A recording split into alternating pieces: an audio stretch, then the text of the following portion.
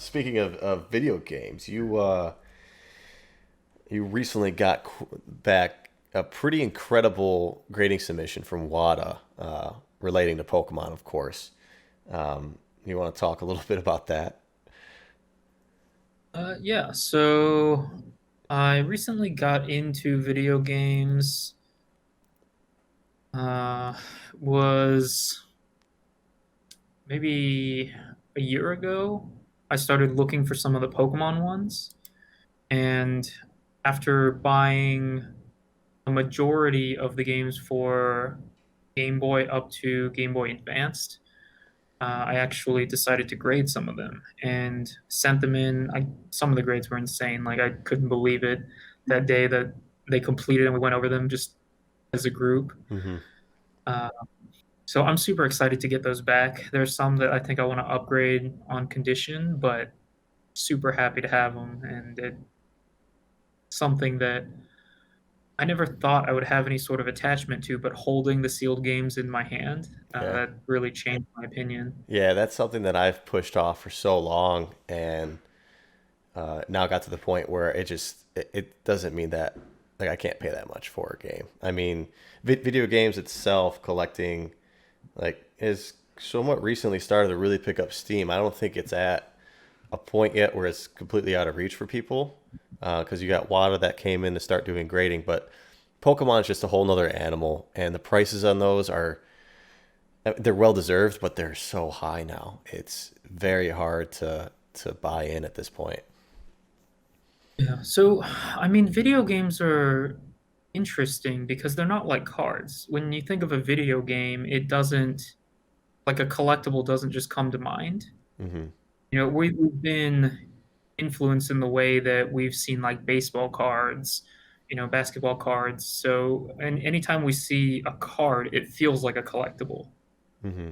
Whereas video games have always been something that you open, you play, you enjoy. Hmm. And I feel like there's so many like complete in box collectors because and well, when I was a kid, I had to sell my old games to buy the new ones. But Yeah. if I had the ability, I would have kept all the games because it would have been cool to go back and play some of them. And Right. I think that's where video game collecting started. And the video game market, I just right now it's getting deeper, but there's just not a lot of supply on the sealed side. Mm. Like most people would open the games and they didn't really have any value until just maybe a year or two ago. Hmm. Some of the way older stuff I'm sure has had value, but Pokemon games were I remember seeing them for like 400 or 500 on eBay sealed. Yeah. Uh, and then just in the past 2 years, that's just dried up. Yeah. So I it's so remember passing on that price, passing on 1,000, passing on 2,000, and now yeah they're gone. You can't even find them anymore. I mean, I think. I mean, you'll see. Yeah, we talked about how the majority of sales with at least sealed games has been on auction sites like Heritage. There's very little data on eBay right now. But the grades that you got on what I think Crystal, Red, Blue, and like Emerald were near perfect and probably the highest graded copies in existence, if not tied with the highest copies in existence. Yeah, the Crystal was the highest grade. It got a 9.8 A plus plus, and then Emerald was a 9.8 A plus. The red and the other ones were a little bit lower, but for my personal collection, I'm just looking for grades that are 9 and above with at least an A plus seal. Hmm. So the red is fine. The blue and the yellow, I think I want to switch out. But video games are. It just fascinates me because people didn't really think of it as a collectible. Right. There are video game collectors, but it hasn't been like a huge cross section with the Pokemon collectors. Like I feel like a lot of people played the games and they want to go back and play the games. There's been so many ROMs out there, or just the carts sell really well for the Pokemon games, so people can go back and play or emulators. Uh, but it's just recently that the actual Pokemon games and grading Yeah.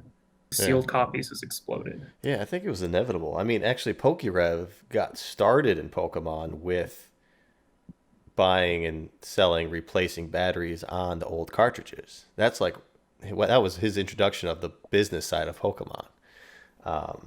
And I remember just from my I don't know when it was, but earlier memories of like seeing TV shows, before Netflix, of weird collections or big collections, and some of them were video game related, but they were all open. It was a guy had every NES game, every Sega Genesis game, like everything, and he would just be able to go grab it and play it. He was never, I don't remember seeing any sealed games in this guy's collection, but he had the 89 Worlds or whatever cartridge and all that, like that rare stuff, but no sealed game. So I think, yeah, it is kind of odd to think that it was never really looked in that aspect, but it makes sense. It's starting to make sense. Yeah, but even from just a potential audience perspective, Pokemon is huge because I think the majority of people started with the video games. Hmm. And I mean, there's so many people who played the video games, not the card game. So while we have a very large uh, buyer pool in the card game right now, I think if video games starts becoming popular and collecting the sealed ones, those are going to see insane prices realized. So a $75,000 crystal, that's a crystal version, uh, that's up on eBay right now. I think it's a nine. I think it's a 9.8. That's probably gonna hit that point eventually. I mean, Yeah, I mean what? everything can hit that point with time. Yeah, So let's yeah, see what happens. that's You never amazing. know what happens next week in this current market. And I think you're convincing me to still hop in and buy one of these sealed red versions at 5 or 10 grand. I'm probably gonna have to do that after this podcast. I mean, it's also an important distinction that there's nothing wrong with collecting like complete in box games. Right.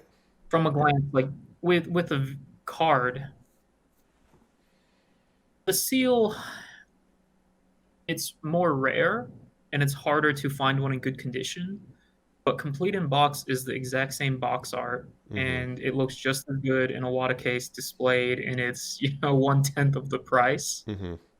So, if you're looking for a collectible to just display like complete in box is completely fine. There's no reason that it needs to be like, $10,000 on a sealed version.